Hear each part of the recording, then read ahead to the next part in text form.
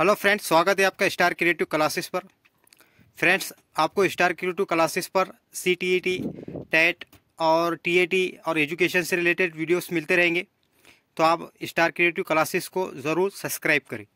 दोस्तों, आज की वीडियो के अंदर हम एक CDP का CAT का जो सब्जेक्ट होता है इम्पोर्टेंट CDP, उसका एक इम्पोर्टेंट टॉपिक देखेंगे, बाल विकास के सिद्धांत। इससे पहले के दोस्तों हमने CDP से टॉपिक वाइज एक सीरीज़ चालू की है, जिसके अंदर हम टॉपिक वाइज एक एक टॉपिक कराते चलेंगे CDP के। तो इससे पहले भी हमने एक टॉपिक कराया है, फर्स्ट टॉपिक। आज का हमारा दूसरा टॉपिक है बाल विकास के सिद्धांत। तो आप इस वीडियो को पूरा देखें ताकि आपके समझ में आ सके कि पेपर के अंदर कहाँ से कौन से टॉपिक से किस तरह क्वेश्चन आते हैं। क्योंकि जो ये हम आज जो टॉपिक समझ रहे हैं बाल विकास के सिद्धांत, इससे ज़्यादातर को पेपर के अंदर 1 से 2 मार्क के क्वेश्चन आपको ज़रूर देखने को मिलेंगे। तो आप इस वीडियो को पूरा देखें, चैनल को सब्सक्राइब करें। तो दोस्तों शुरू करते हैं। बाल विकास के सिद्धांत, प्रिंसिपल ऑफ चाइल्ड डेवलपमेंट। पहला है दोस्तों, पहला सिद्धांत जो है दोस्तों बाल विकास सिद्धांत का सम्मान प्रतिमान का सिद्धांत, प्रिंसिपल ऑफ सिमिलर पैटर्न। इसके अंदर क्या कहा गया है हम उसको देख लेते हैं। इसके अनुरूप प्रत्येक जाति अपनी जाति के अनुरूप का विकास का प्रतिमान और अनुसरण करती है। कि जैसा कि दोस्तों हर कोई जैसा कि उदाहरण के लिए मानव हाथी, जैसा कि हर दुनिया के अंदर दोस्तों हर जाति अपनी जाति का अनुरूप करती है, यानी कि उसको धारण करती है। जैसा कि इंसान है, मानव है, यानी कि इंसान है तो इंसान का बच्चा कहीं पे भी पैदा, जैसा कि उसका जन्म होगा तो उसको 2 हाथ होंगे, 2 पैर होंगे, 2 आंखें होंगी, 2 कान होंगे, उसको बाल होंगे। तो इसी तरह से आप चाहे वो इंडिया का हो या अफ्रीका का हो या इंग्लैंड का हो, चाहे किधर का, जहाँ पर भी ये इंसान का बच्चा पैदा होता है तो वो उसी तरह से पैदा होगा। तो इसलिए कहा जाता है कि सम्मान प्रतिमान का सिद्धांत, कि हर कोई अपनी जाति का ये करता है, अनुसरण करता है और उसी के हिसाब से सब चीज़ें चलती है। तो इसके अंदर ये चीज़ दी गई है कि हर कोई अपना एक पैटर्न फॉलो करता है, वो पैटर्न के हिसाब से ही हर जानवर, इंसान, जितने भी जानवर दुनिया के अंदर है, सब अपनी जाति का पैटर्न फॉलो करते हैं। तो इसलिए कहा गया है कि इसके जैसा कि सम्मान प्रतिमान के सिद्धांत के अंदर क्या कहा गया है, इसके अनुरूप प्रत्येक जाति अपनी जाति के अनुरूप के विकास के प्रतिमान के अनुसार अनुसरण करती है, यानी कि उदाहरण मानव और हाथी। इसी के साथ दोस्तों हम देखेंगे दूसरा,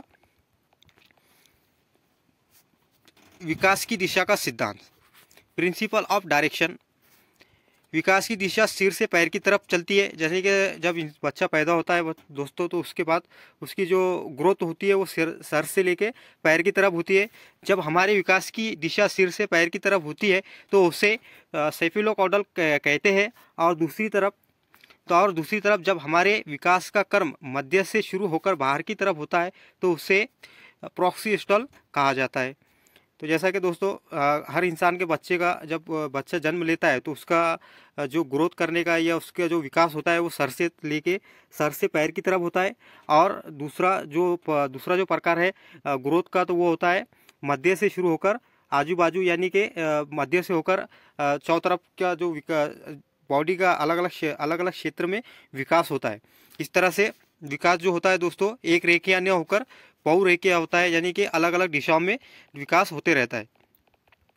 इसी के साथ दोस्तों निरंतरता का सिद्धांत, प्रिंसिपल ऑफ कंटिन्यूटी, यानी कि विकास कभी ना रुकने वाली प्रक्रिया है। दोस्तों विकास जो है वो कभी ना रुकने वाली प्रक्रिया है, ये जीवन पर्यंत चलती रहती है। जीवन पर्यंत चलने वाली प्रक्रिया है। केवल इसकी तेज़ और इसकी गति मंद और तेज़ होती रहती है। जैसा कि विकास जो है दोस्तों जो है जीवन पर्यंत चलने वाली प्रक्रिया है, लेकिन इसकी जो मंद है, जैसे कि विकास की, वो कभी तेज़ हो जाएंगी, कभी कम हो जाएंगी, कभी ज़्यादा हो जाएंगी, कभी कम हो जाएंगी। तो ऐसा होते रहता है, लेकिन विकास जीवन पर्यंत चलते रहता है। ये माँ के गर्भ से मृत्यु तक चलती है, यानी विकास जो है दोस्तों माँ के गर्भ से लेकर मृत्यु पर्यंत तक चलते रहता है।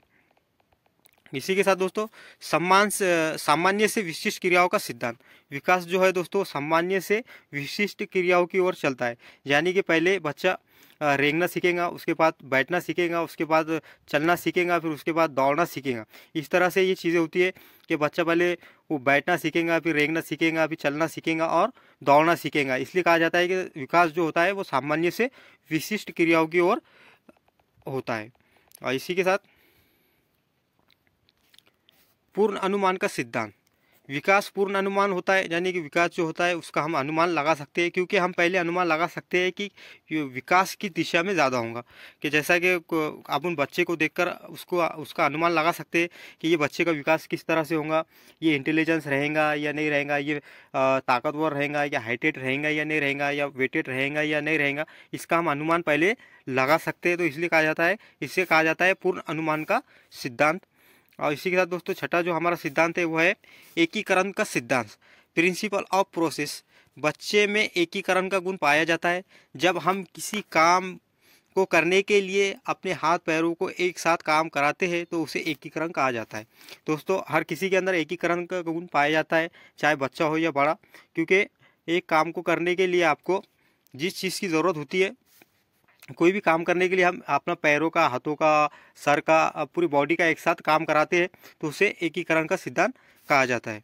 अब इसी के साथ दोस्तों व्यक्तिगत विभिन्नताओं का सिद्धांत, प्रिंसिपल ऑफ इंडिविजुअल डिफरेंस, यानी कि हर बच्चा दूसरे बच्चे से अलग होता है। यानी कि बच्चे का विकास व्यक्तिगत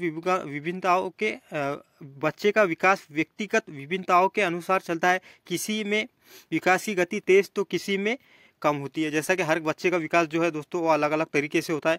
किसी का विकास धीरे होगा, किसी की हाइट जल्दी बढ़ जाएंगी, किसी की हाइट 12 साल में बढ़ जाएंगी, किसी की 14 साल में बढ़ेंगी, कोई वेटेड जल्दी हो जाएगा, कोई कम जल्दी ज़्यादा उम्र में कम उम्र में वेटेड हो जाएगा, कोई ज़्यादा उम्र में वेटेड होता है, कोई कम उम्र के अंदर ज़्यादा इंटेलिजेंस रहता है, यानी कि दिमागी तौर पर मजबूत रहता है, कोई आगे चलकर ज़्यादा जैसे जैसा उम्र बढ़ती है वैसा वैसा कोई बच्चा होशियार होते जाता है। तो इस तरह से हर किसी के अंदर हर व्यक्ति दूसरे व्यक्ति से डिफरेंस होता है, हर बच्चा एक दूसरे बच्चे से डिफरेंस होता है। तो इसे कहा जाता है व्यक्तिगत विभिन्नताओं का सिद्धांत।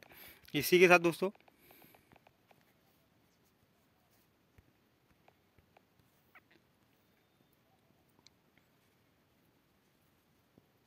हेलो दोस्तों, जैसा कि इसके अंदर भी हम व्यक्तिगत विभिन्नताओं के अंदर एक ये चीज़ भी आती है कि हर किसी की इंटेलिजेंस अलग होती है, मोटिवेशन अलग होता है और इंटरेस्ट भी अलग होता है। हर किसी का इंटरेस्ट अलग है, इंटेलिजेंस उसका दिमागी सलाहियतें हर किसी की अलग है, और मोटिवेशन यानी कि हर किसी का मोटिवेट होने का एक अलग तरीका है। वो किसी से कोई अलग अलग तरीके से कोई मोटिवेट हो सकता है। तो हर किसी के एक ये अपने अंदर एक अलग पहचान रखता है हर कोई इंसान।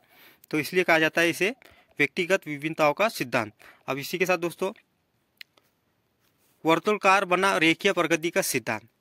विकास कभी भी रेखाएं नहीं होता, मतलब वो कभी भी सीधी रेखा में नहीं चलता, कभी उसकी गति धीमी तो कभी तेज होती है। जैसा कि दोस्तों विकास जो होता है वो एक रेखा के अंदर नहीं चलता कि भाई कोई बच्चा इंटेलिजेंस है तो वो ज़िंदगी भर इंटेलिजेंस रहेगा, कोई वेटेड है तो ज़िंदगी भर वेटेड रहेगा, या कोई बच्चा कुछ सीख रहा है तो वो ऐसा नहीं है कि वो सीधा सीधा उसको एक बार उसने शुरू किया सीखना तो वो जहाँ तक वो ख़त्म नहीं होता तो वो सीखते चले जाएंगे, बल्कि इसमें कम ज़्यादा होते चले जाता है। जैसा कि पहले कोई बच्चा पहले ज़्यादा होशियार रहेगा, फिर कुछ ऐसी वजूहत आई थी उसके घर की प्रॉब्लम वगैरह, तो फिर उसकी वजह से और उसके अंदर डॉल फॉर्म चालू हो जाएगा। इसी के साथ कभी हर वो इंटेलिजेंस हर उसका ज़हनी सलाहियतें बढ़ेंगी, हर वो उसके अंदर कुछ कम ही ज़्यादा आ जाएंगी, तो वो डॉल फॉल चलते रहता है, नीचे ऊपर होते रहता है। कि इसलिए कहा जाता है कि जो विकास जो होता है वो एक रेखा नहीं होकर बल्कि उसके अंदर कम हो ज़्यादा होते रहता है, ज़िंदगी भर ऐसा ऐसा चलते रहता है विकास, कभी कम ज़्यादा ऐसा होता रहता है। तो इसे वर्तुकाल बना रेखीय प्रगति का सिद्धांत कहा जाता है। अब इसी के साथ नौवां जो सिद्धांत है दोस्तों वो है अंतर संबंधित विकास का सिद्धांत। जैसा कि जो विकास जो है दोस्तों वो एक दूसरे से कनेक्टेड है, बल्कि वो अलग नहीं है। जैसा कि कोई बच्चे का कभी शारीरिक फिट रहेगा तो उसकी बुद्धि भी अच्छा काम करेंगी, कभी उसकी बुद्धि अच्छे से इस्तेमाल करता है तो उसके अंदर इमोशनल भी अच्छे रहेंगे, वो इमोशनली अच्छा रहा कभी तो वो समाज के अंदर लोगों के काम भी आएगा। तो जो विकास जो होता है वो अंतर संबंधित होता है। कभी कोई बच्चे की शारीरिक रूप से कोई बच्चा कभी कमज़ोर है तो उसकी बुद्धि भी कमज़ोर रहेगी, बुद्धि कभी उसकी कमज़ोर है तो फिर वो इमोशनली तौर पर भी कमज़ोर रहेगा और वो समाज के लिए ज़्यादा फ़ायदेमंद नहीं रहेगा ऐसा बच्चा।